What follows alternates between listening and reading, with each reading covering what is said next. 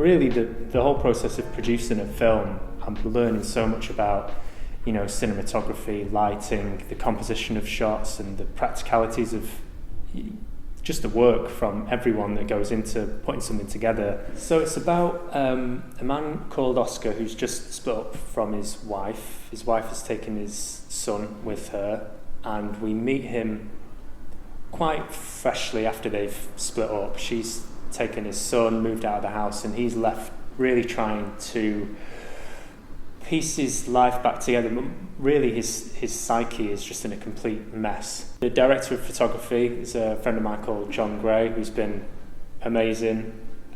I really felt a relief once John came on board, because I think John has got some great sensibilities in terms of how to capture characters and behaviour.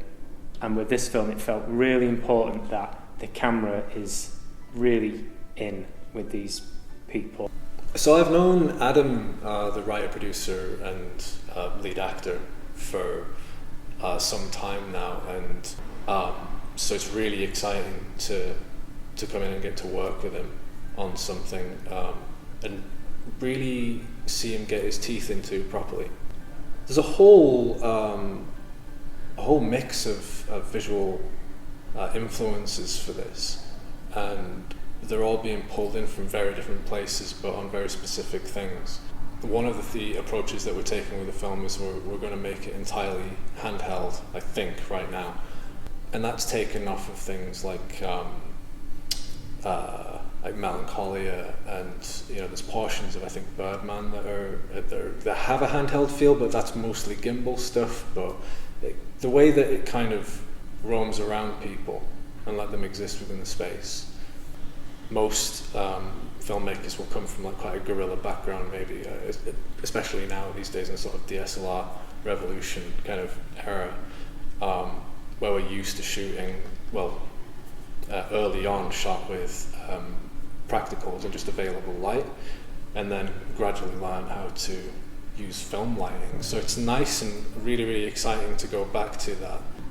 But that's cool, because it means that we're really going to have to embrace those limitations and come up with creative solutions, which is a big part of the fun of putting together something like this. And then Martha Simon, the director, who stepped up fairly last minute, and this is Martha's first film. But again, with Martha, it was also a relief that I've worked with Martha before. She's from a theatre background, and again, she works in great detail with her actors. She has a great trust for her actors as well. I'm really lucky that there's such an amazing team around that they've made me feel really safe and confident in that. Actually, what's so lovely about this is that I can come at it from a narrative and from a character point of view, and particularly the DOP can translate that brilliantly into a practical way of shooting it that has that kind of aesthetic vision. And I'm just, really looking forward to the actual shoot.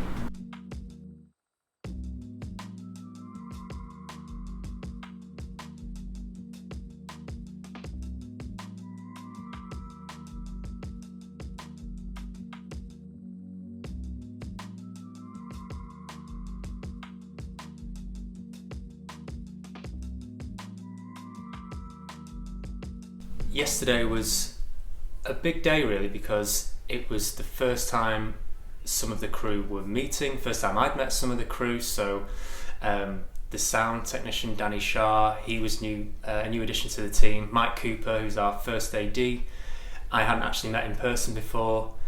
And a few other people that stepped in at the last minute. So it was quite nerve-wracking for me to show up to the venue and just hope that, there's always an apprehension about whether these people are gonna gel. There's people are all meeting for the first time, but it was a real relief yesterday as we started getting things in motion. It just felt really nice for everyone to start gelling. And as a producer, for me, the main stress of this, if you like, has been, when do I sort of let go of this now?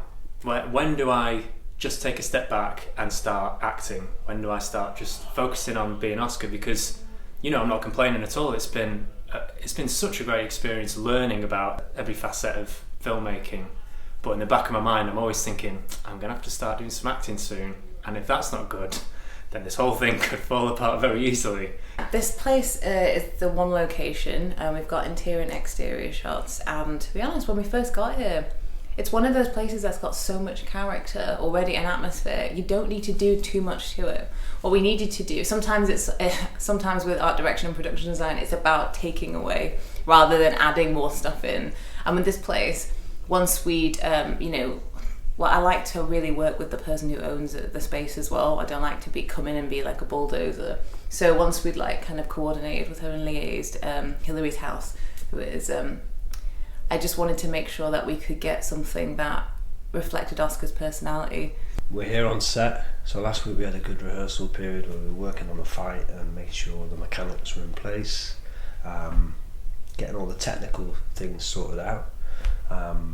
And now obviously we're in the space and it feels different. There's more of an intensity there. There's a bit of a charge in the air, and the whole crew's there. Everyone's doing their jobs. Everyone's focused in. You can feel a willingness from everyone just charging the space, and then obviously that magic moment takes over and everything slots into place.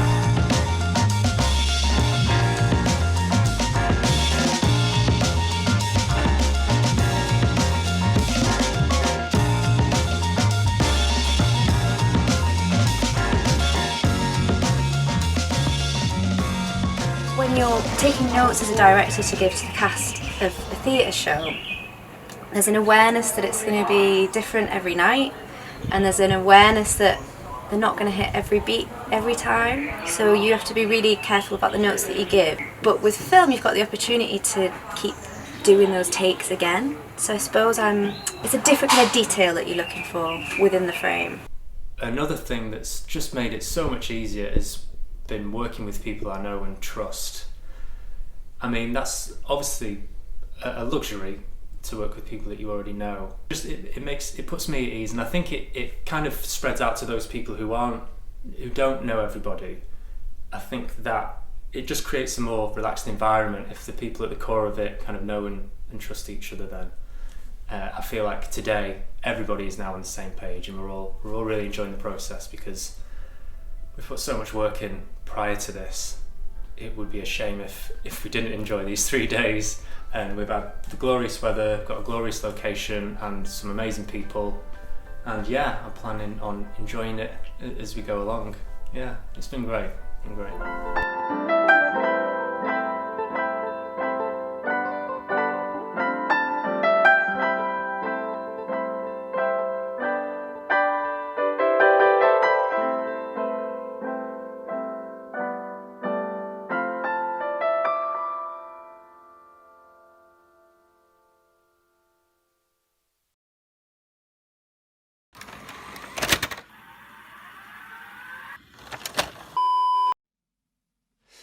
Hi there guys, how you doing? It's me, Adam Jowett, the writer, producer, I think that's it, actor, star of, sounds very vain, doesn't it, when you put it all like that, of A Brief Guide to Self-Destruction. Hello, welcome.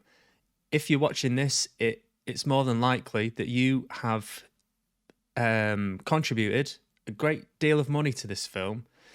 You're one of the top tier donators. So this, if you like, is the executive lounge just for you, for special members. Kick back, relax, enjoy the aircon, help yourself to an after 8 mint. There's a cold Ribena in the fridge just for you. Sit back, relax, because I'm going to talk and give you an exclusive behind the scenes scoop on the short film. I'm basically going to be ruining every element of movie magic that exists in this film and showing you the nuts and bolts that go into filmmaking and the long, arduous process and all the people behind the scenes that went into making it. So firstly, thank you. Thank you for supporting the film. Thank you for making it happen. And I'm very grateful. The response has been great. It's now, as I speak, has been submitted into several film festivals, and fingers crossed it does well. But thank you, genuinely, from the bottom of my heart. I could not have done this without you. So this is the least I can do. This is literally the least I can do. I'm sat very comfortably in my own home, talking about my own work, which I love to do. I love talking about myself. It's like the best thing. There's a saying from Marlon Brando: if an actors are the kind of people where if you're not talking about them, they're not listening.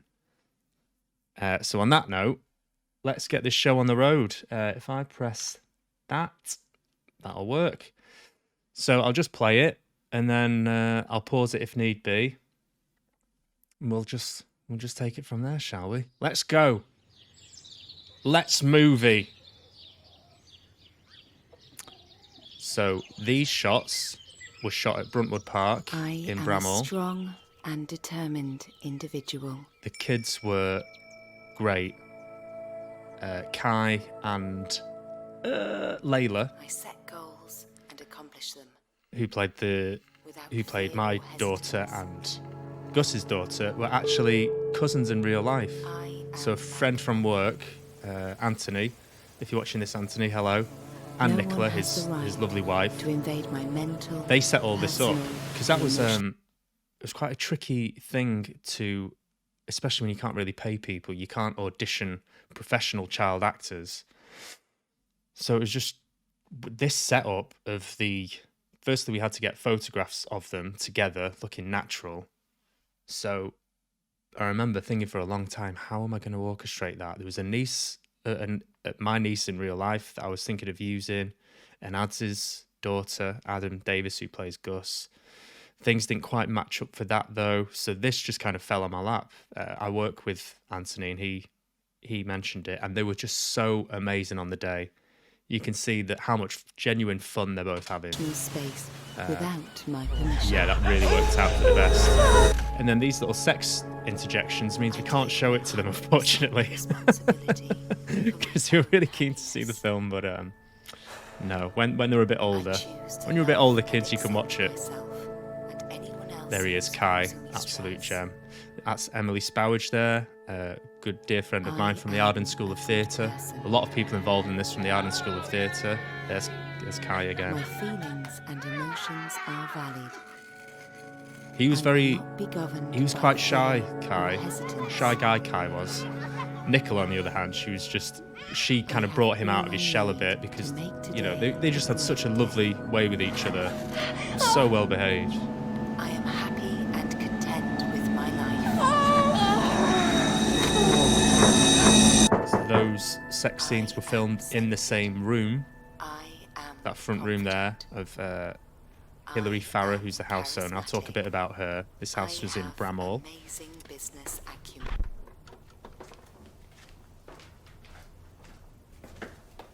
There's a lot to unpick here, so I'll stop it there for a second. The house in Bramhall was Hilary Farrer was a friend of my mum's. Let me just do that for a sec. And the house was not.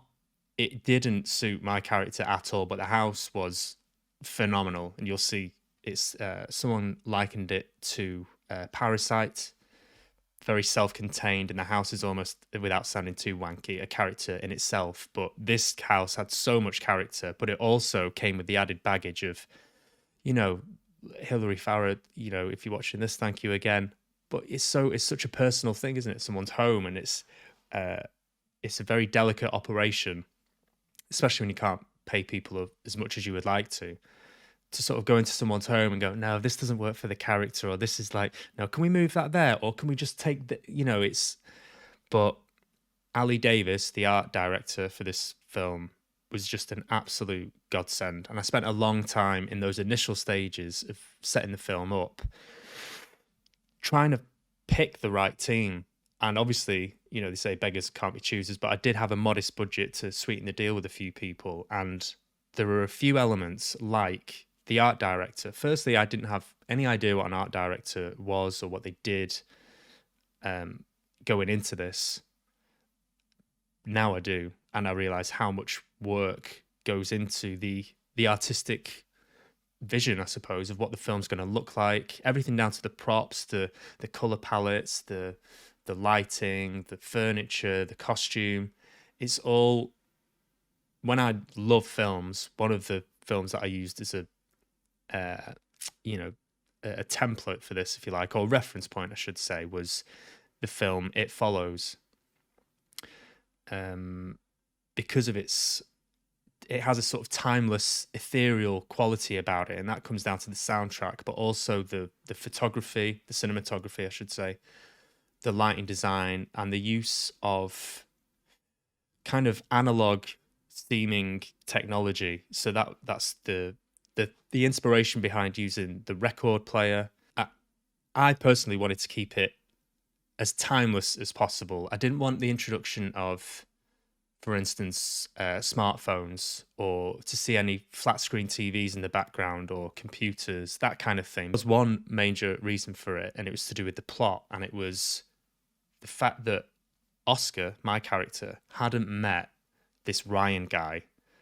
If this was set in today's time, then there'd be nothing stopping Oscar from going on Facebook, basically, and just finding out who this guy is and what he looked like. That was the thing. So it was kind of born out of that. But then, I mean, this project was about 4 years in the making, so we had a lot of time to galvanize this whole vision. And Ali, I've got so much time for Ali. She's got great taste in film. She's so patient and articulate, and she liaised with Hillary with such care and professionalism. She should be employed by MI5 to defuse hostage situations. She was that good. She was really on it. So in terms of these references that I was making, she was very much, okay, I know what this looks like. I kind of know what ballpark we're aiming for. We might fall short of it, but so just to set that up, that everything you see here, the house did not look like this when we came to it. And we had to do a lot of sensitive work, not only with Hillary, but also, the organization and the planning of everything behind the scenes before the shoot. That takes a lot of time. So that's maybe something that you might not consider when you're watching films, is the amount of pre-production, and it was a lot of fun. It was a lot of fun. This the lettering here, I came up with that. Again, it's got this sort of garish, what's the word? Not tacky, kitschy. I like this kitschy quality of things kind of stamped onto something that's quite superficial. Something about Oscar's nature of recovery and using these sort of grasping at these notions of, like Eastern philosophies of meditation or being okay with oneself. He's just sort of clawing at them. Nothing's really working, but it's all a bit of a facade, and it's all a bit, as I say, a bit flimsy. And I liked sort of whacking this rated R thing on it, even though it's a British film. The editor was like, "Do you sure you want this? Is this relevant to actually put in the film? Shouldn't it be on a film poster?" And I said, "No, I like that because it's pretentious." And if there's anyone who likes being pretentious, it's me. Right, I'll shut up now and we'll watch a bit of it, okay?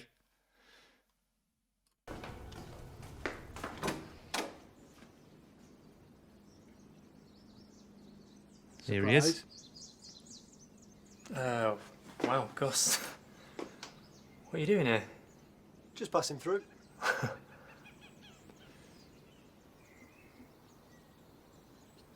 I can come back. Yeah, sorry. Now is just not a good time for me. So, That's okay. I just wanted to say, I heard about what happened with Naomi, and I'm sorry. Anything you need, you'll always be family to me, so. There was a lot of issues which I wasn't privy to on the day. You've spoken to her then? Firstly, to do with the lighting. I just come from there. John Gray, the cinematographer, who was fantastic. I could probably do with a break. So Again, another member of the team. sure? When Yeah, he no, came on board, I was so it was a relief. You get the director, the cast, cinematographer, art director. I think once you've got those, the rest comes together quite organically. Yeah, obviously it'll look a bit different since you were last here. Shooting outdoors and then indoors and matching the light is Feels very pretty empty, tricky, to be apparently. honest. We didn't have a lot of artificial light to use. It won't last.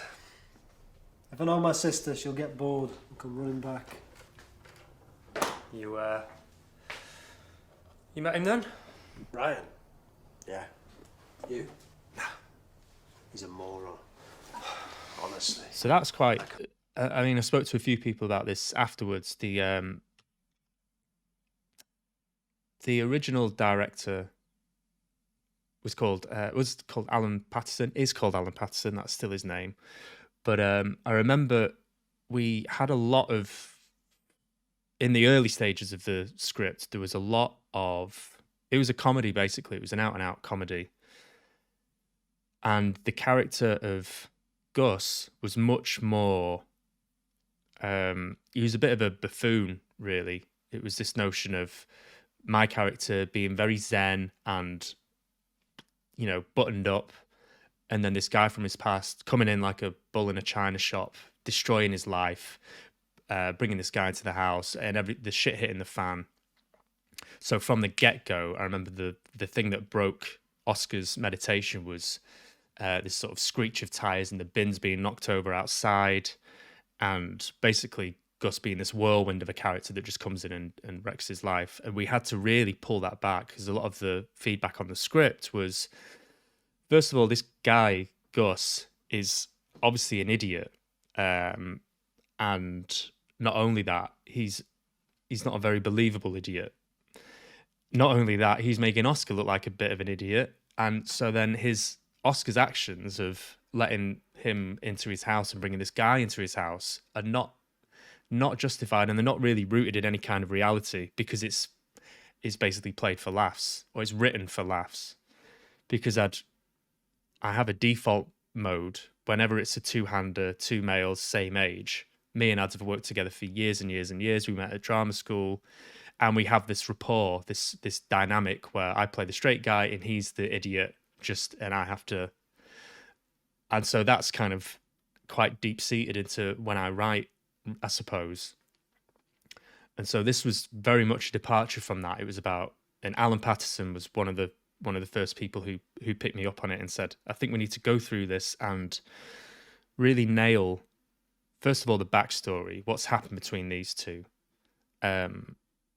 Because there is a very deliberate plan on Gus's part. He's not thought about it as well as he probably should have done, but there is a plan there.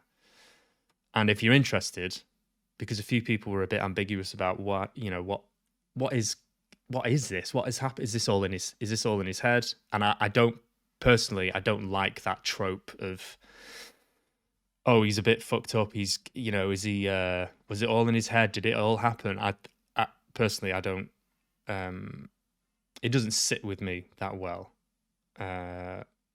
I think there should always be, for me personally, I like having to unpick things, and when the writer is deliberately chosen there's a story there, basically. There's no easy way to put it. There's a story there. Gus has got himself into some shit with guys in prison. Before that, mine and Gus's relationship was very fraught. There was a lot of drink and drugs involved. There's a nature about Oscar which is violent. He is troubled. He just happens to have a bit more of an affluent environment. Gus, on the other hand, is very working class and just kind of tied to Oscar through Naomi. So there's always been a bit of tension there, but deep down they've got a lot of similarities. They've got the same sort of demons. Oscar didn't come to visit Gus in prison. Gus has got wind that Oscar and Naomi have broken up and there's been some form of abuse there. So not only is this a bit of a vengeance thing on Gus's part, bringing this guy in that he's got a off because he owes money to, blah blah blah blah blah. But his daughter is in danger. It all sounds very convoluted, and it is, but it's something that we needed to nail down because otherwise you drift into, I suppose you're just dicking about really. I don't know it's hard to play stuff that you don't have really, especially on Gus's part. So Ads had a really tough job of, we both did, I suppose, of just burying all of that subtext because as an actor, it's a real balancing act of how much subtext can I play here? How much of it is relevant and how much of it is stopping me listening to the other person? So it's a really fine balancing act, and I'm not quite sure if we nailed it. In fact, I know we didn't nail it. I think there was more space to be played with here. In terms of, have you met him? No, you. So in that moment, Gus knows, this is new information to Gus, that Oscar has not met Ryan. Therefore, the plan that he's in the boot of the car is now go. So he doesn't have a lot of time as a character and as an actor.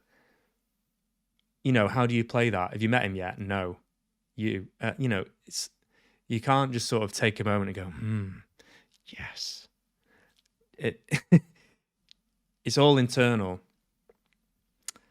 So obviously you don't want to demonstrate and you don't want to bog the whole scene down with subtext because people are just going to be like, what's going on? This is just weird. But it was a tricky one to do. But all of that preparation work that we did on the characters and the backstory at least helped us relax on the day. So we didn't have to have these kind of discussions between takes because we just didn't have time.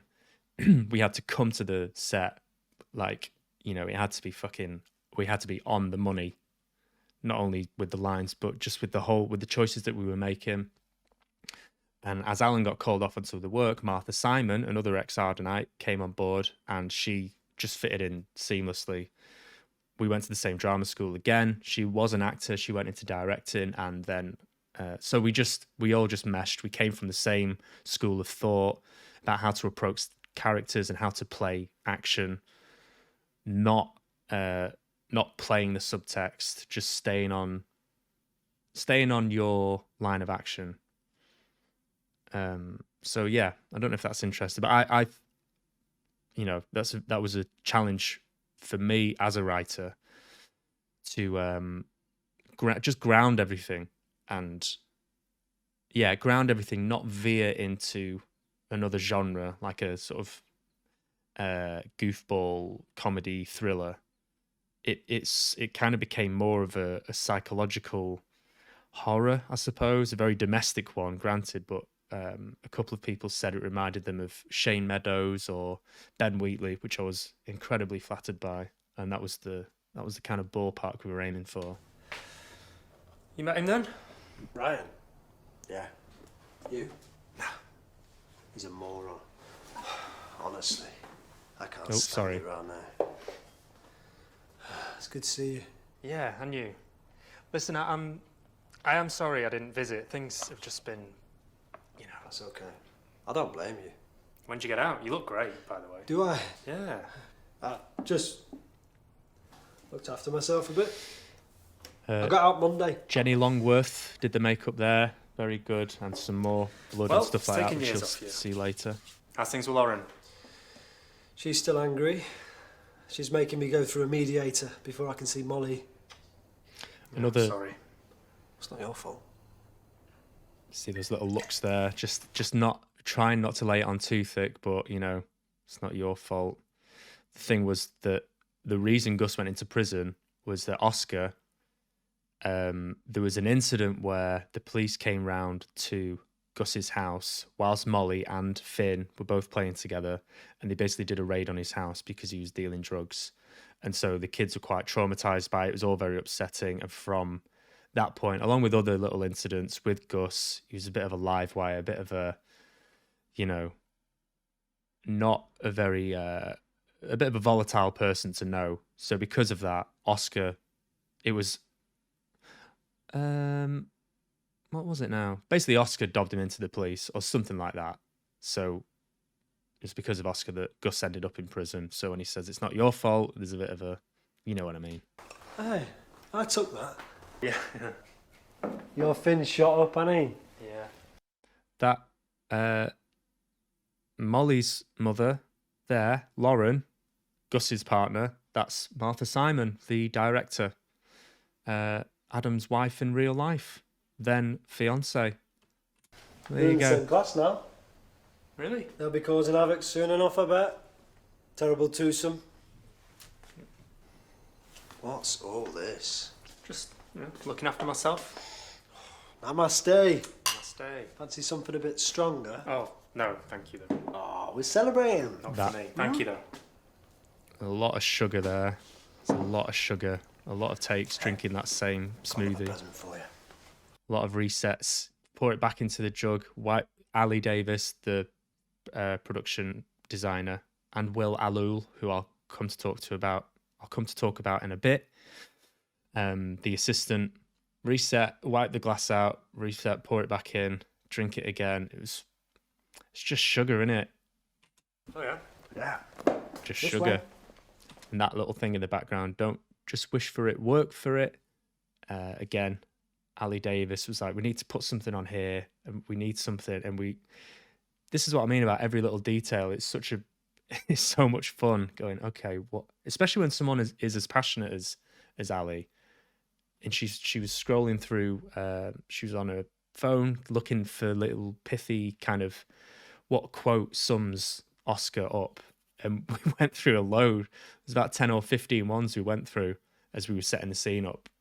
And then eventually she went, don't just wish for it, work for it. I was like, that's the one. Because it's not something which is, what's the word? There's something pragmatic about it. And Oscar is someone who is missing the mark of being okay with how things pan out, and this sort of contentment. He's far from the mark of contentment. It's just a confused outlook that he has on what it means to get well. So what I mean is there's something pragmatic and there's like a go-getter nature to Oscar, and that kind of summed it up. Don't just wish for it, work for it. Here we go. Just watch your step. Yeah. Yes? Okay, you ready? I'm ready.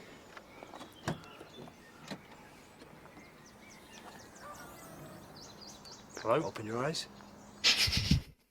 Just made myself laugh there. I'm very sorry about that. That's very self-indulgent. Again, this was a hard balance to make because what he sees here is obviously horrific. And there was, we did fall into some sort of David Brent office type shtick at moments, and I'm glad we cut a lot of it out, especially in the walk up to the door. There was a lot of ad-libbing going on there, like a whole other film in itself. And then there was a moment of the line coming up, I just knocked him out. Oh, with the car. Oh, there was a, that sort of Ricky Gervais thing that he does. But we cut that because it's just not. It's too much. What is that? That's him. Did you, God, no. Just knocked him out with the car. See what I mean? It's funny. It is funny. Are you out of your fucking mind? No one saw me. What would you like me to do with that, exactly? Help me get him in the house. And then... No. No. What do you mean? Right, No, Gus, thanks Oscar. for coming. Hey, Thanks for coming. hey. This was supposed. Can't just leave me with him. This was supposed to be a comedy, I should say. It did start off as a comedy, and one of the things that struck me when it was screened was that it is really tragic, and I think I sort of lost sight of that. But I'm really glad that there are moments from, the initial conceit of it, moments like that, which are they're still funny, but they still tread the line of being unnerving at the same time. And we still managed to ground a lot of it. So as I say, I'm very proud of the departure it's made from the previous stuff I've done, which is very much like just sketches, I suppose, a comedic germ of an idea, and then sort of moving around that. And this is the first thing I've done where it's felt very much like a film because of the team that we had around it and the amount of conversations we had about the whole vision, I suppose. And that's also thanks to you guys for donating some money that I was able to do that. I need you to get in your car and leave now. No one knows he's here. We can just scare him, make sure he stays away from Naomi. You can get back together. I'll get back with Lauren. It'll be just like old times. I don't like you, Gus. No need to get personal. I've never liked you. You are a junkie and you are a fucking nuisance. I don't want you near me. I don't want you anywhere near Finn. In fact, the further you are away from everybody, the better. You don't deserve a family.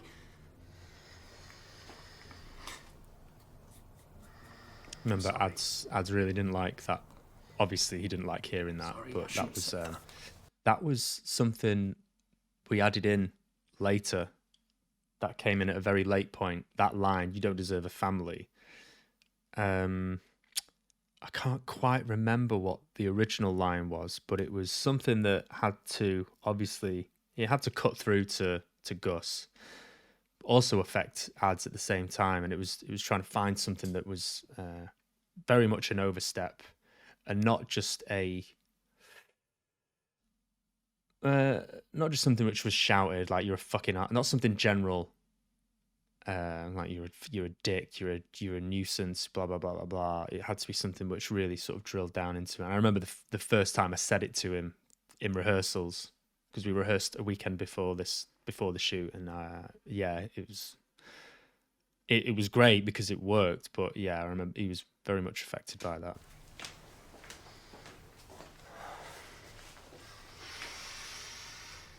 You're right. I don't have my shit together yet, but God knows I'm trying. I'd do anything for my family. I don't bury my head and sell people out. Do you?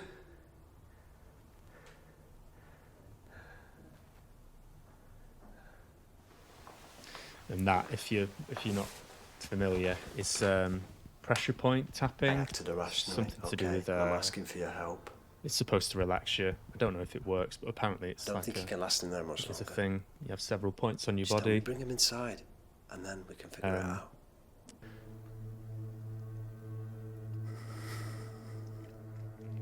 I spent a long time picturing it with you. What kind of clothes you'd wear. Soundtrack coming in here from Reese What kind of sex you'd Pachelskis. have. Another great element to What you gave to it the that I team. couldn't. If you made her happy.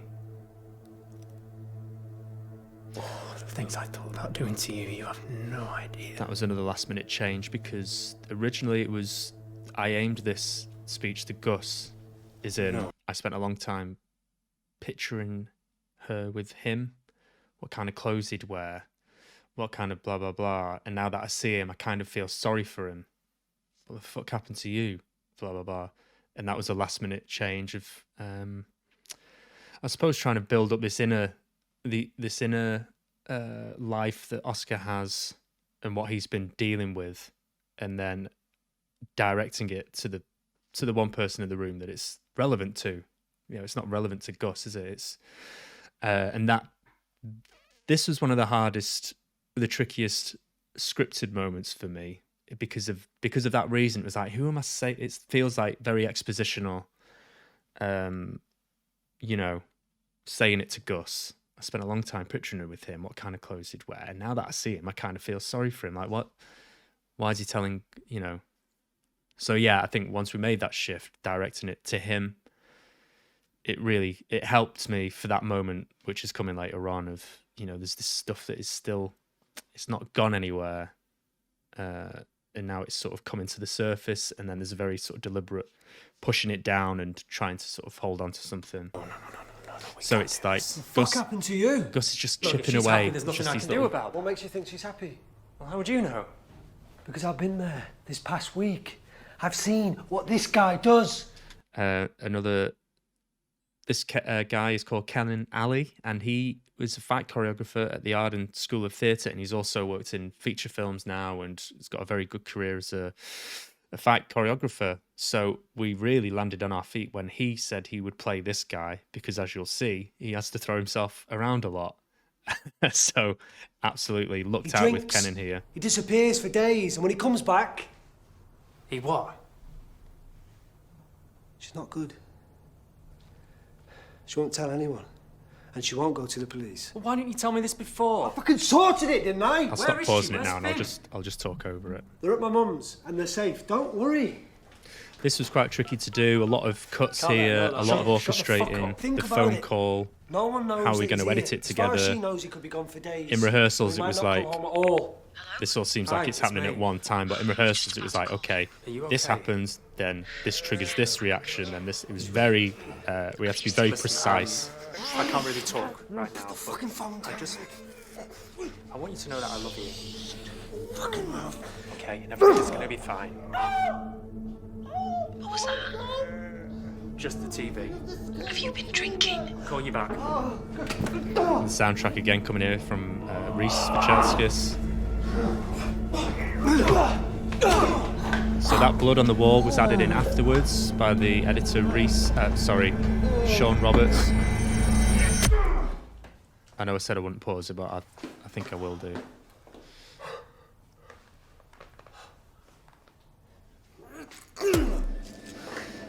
So that sequence there, obviously that's the centerpiece of the whole film. And when I wrote the film originally, this house was not in my mind at all. And it took a long time to get the geography right of how that was all going to play out. The him getting out of the chair, the fight.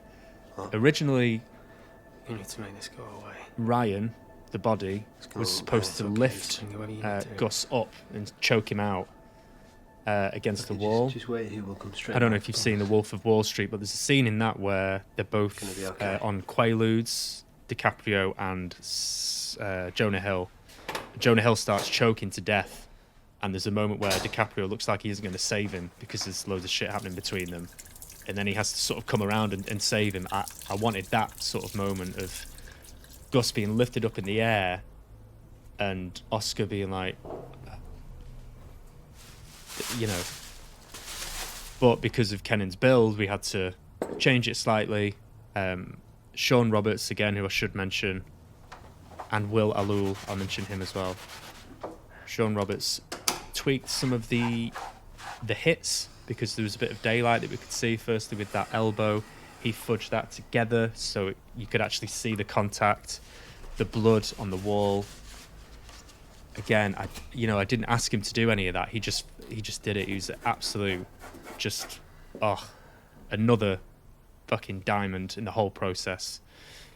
Another lad who deserves a mention is Will Alul, who was a student at the time. I think he might still be, but the Buddha, the stone Buddha, which was really heavy, he made a 3D printed replica of that and actually hand painted it himself to look exactly the same.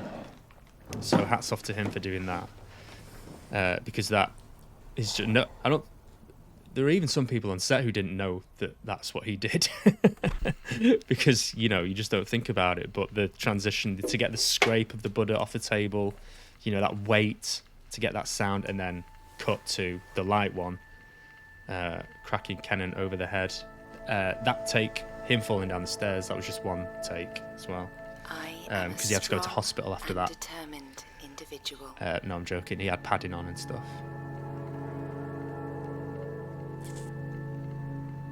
I set goals and accomplish them without fear or hesitance. This I am likable. This for me was one of the more daunting moments of the film. I am centered. Initially, the way it was written initially was it was going to be daytime, and then we just see Oscar having a drink, talking to himself in the mirror a bit, and then it's nighttime. So we get that passage of time. So there's this montage was not in the script originally, but because we're filming at somebody's house, you can't just sort of stay there all day and then film into the nighttime. We had to shoot it all during the day, which was It was both it was a necessity. We didn't have a choice really, but also it was like something aesthetically. It would have been initially, I would have preferred to shoot at night because there's something about, a thriller being set at night and all this dark shit going on, and it looks, it seems much more fitting. But then we had to sort of do a bit of,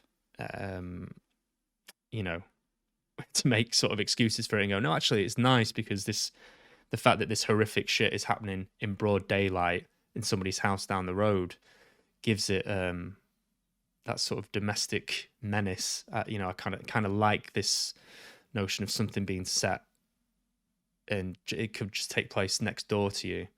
I really love that element, especially in British film. I'm not necessarily a fan of when British films try to sort of do the Hollywood thing. There's it's a necessity as well, like I say. So 'tis the mother of invention. No one has the right to invade my mental. So yeah, sorry, as I was saying. So that's why this montage came about, and it kind of it became its own.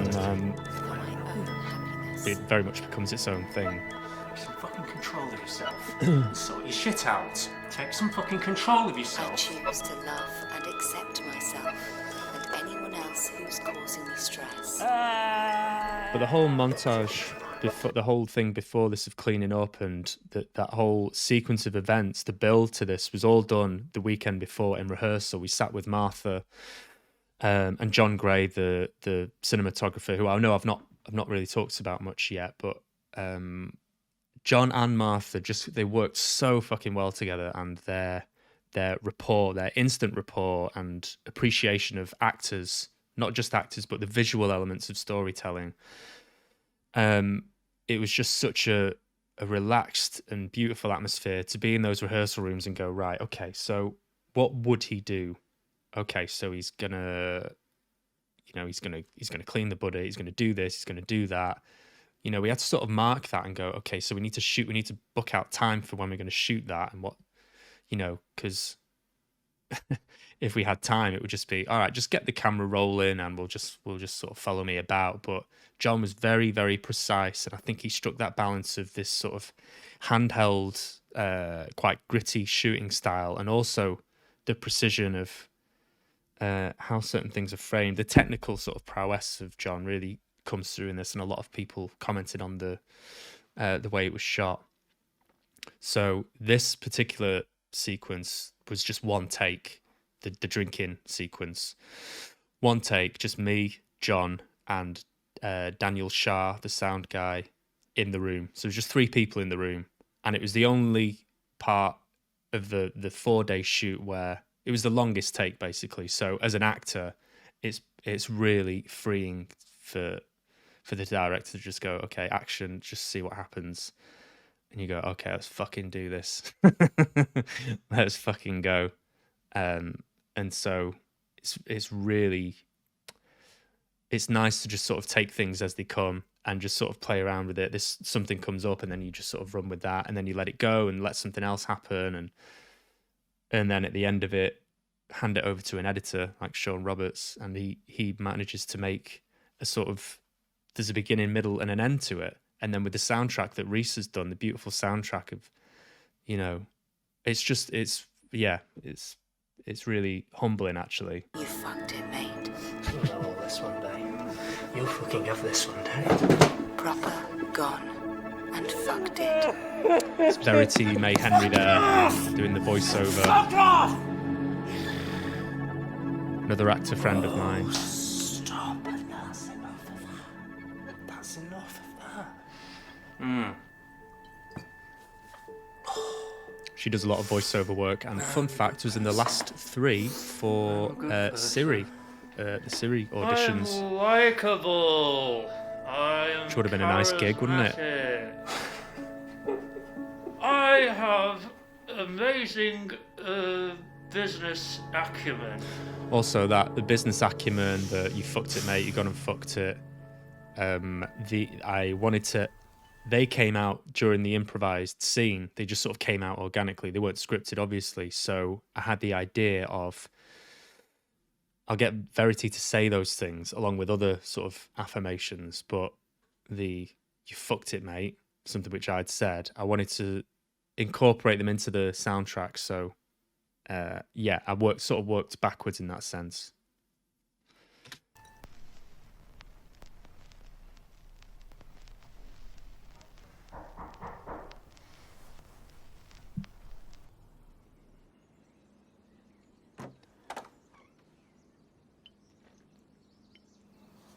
Naomi.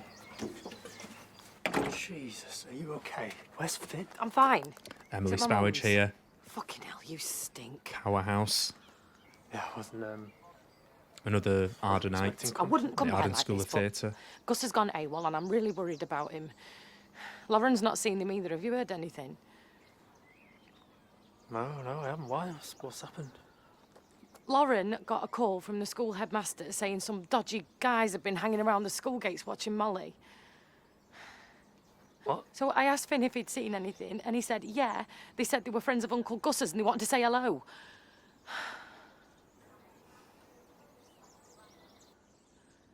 Are you listening? Yeah.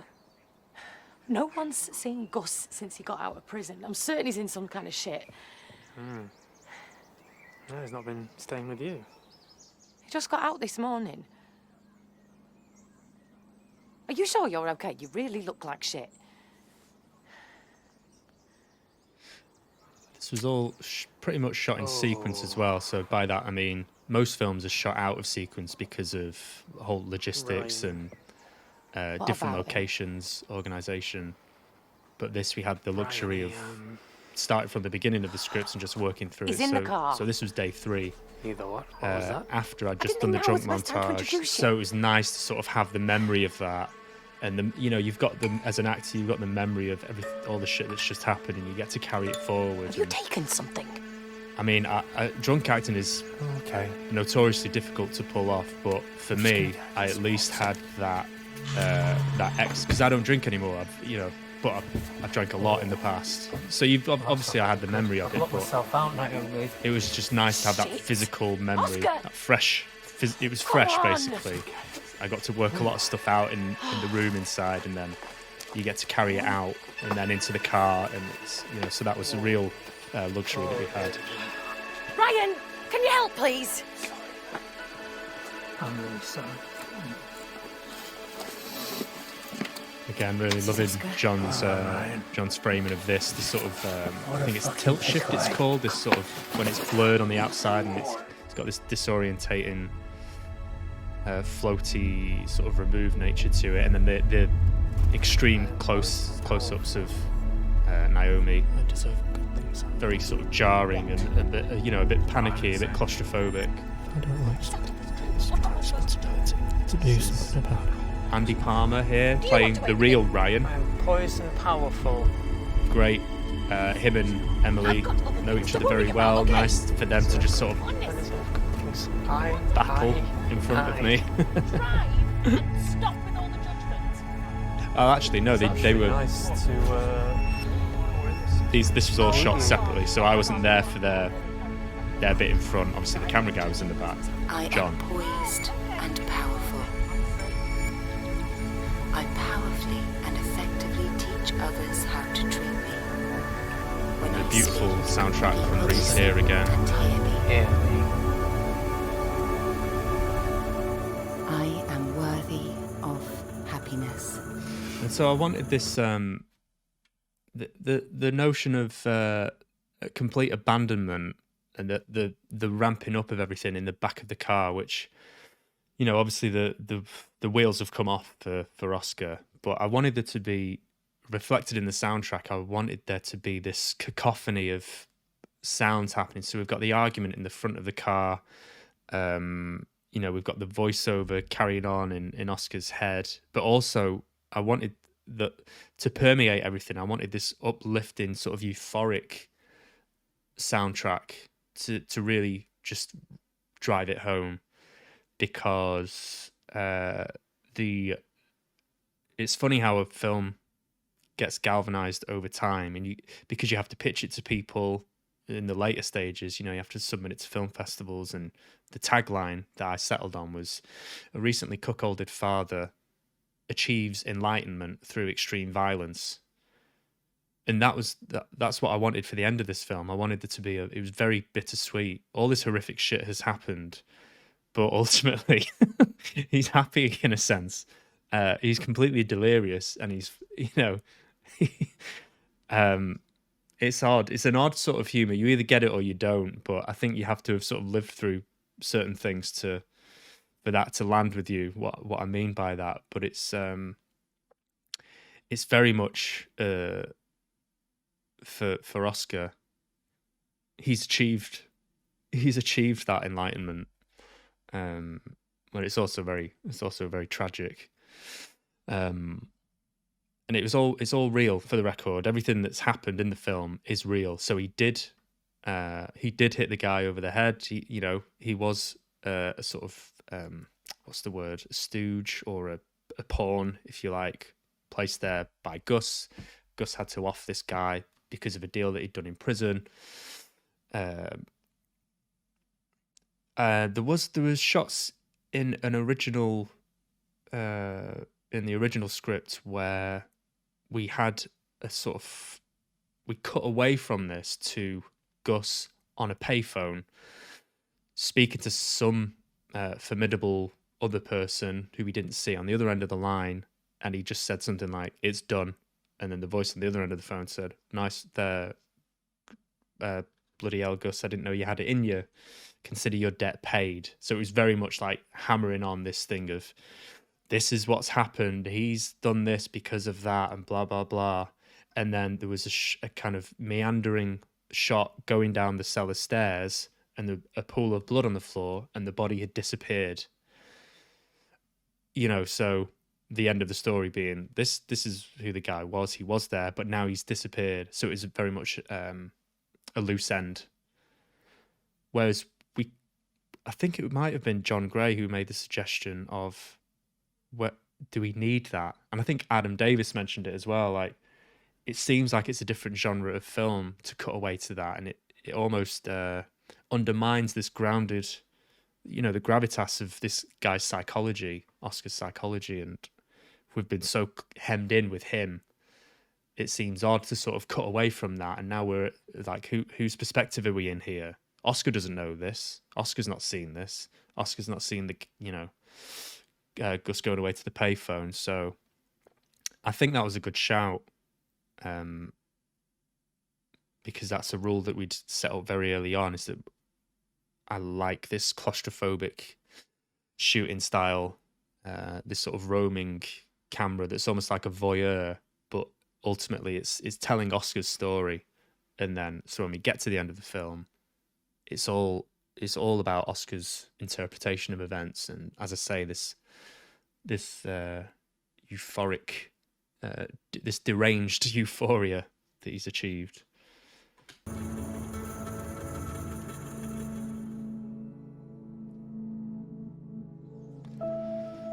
And that's it.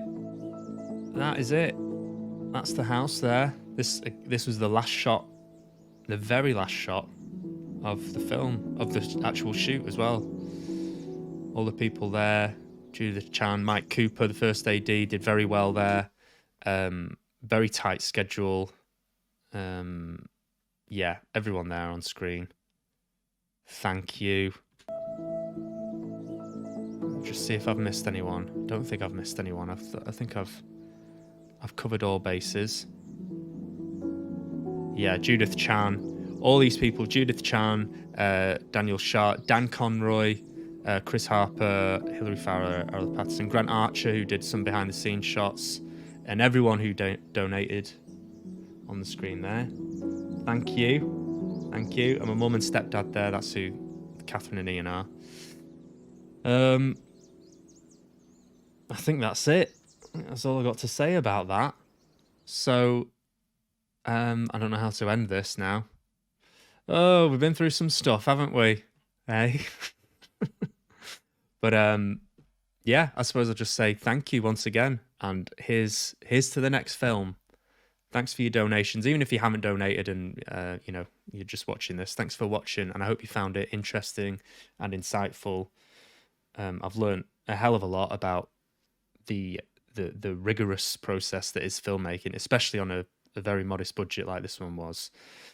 It has been entered into several film festivals. I will keep you all updated. In the meantime, take care and have a nice life. That's it. Cheers, guys. Take care. Bye.